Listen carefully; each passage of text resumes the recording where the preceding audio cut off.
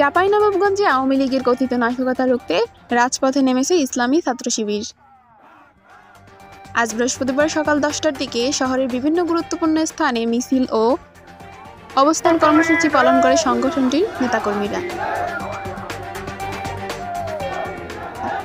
চাঁপাইনবাবগঞ্জ শহর শাখা ইসলামী ছাত্র শিবিরের সেক্রেটারি লুৎফুল গালিবের নেতৃত্বে মিছিলটি বড় ইন্দিরা নিউ মার্কেট, শান্তি মোড় ও বাতেনখুল মোড় প্রদক্ষিণ করে বড় ইন্দিরা মোড়ে গিয়ে শেষ হয়।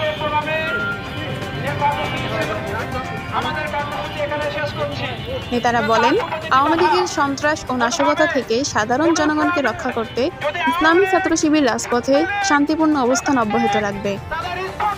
মিছিল শেষে সংক্ষিপ্ত সমাবেশ। তারা জনগণের নিরাপত্তা ও দেশের স্থিতিশীলতার স্বার্থে শান্তিপূর্ণ কর্মসূচি চালিয়ে যাওয়ার ঘোষণা দেন।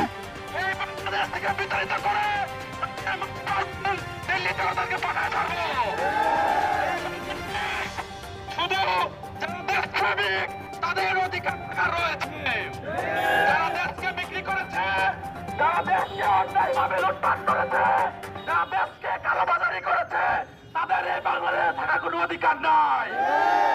আমরা উদাত্ত আহ্বান জানাবো, যখনই বাংলাদেশে আওয়ামী লীগ, ছাত্রলীগ মাথা উঁচু করে দাঁড়াবে, সেখানে ছাত্র শিবির প্রতিহত করবে, সেখানে ছাত্র শিবির প্রতিবাদ করবে।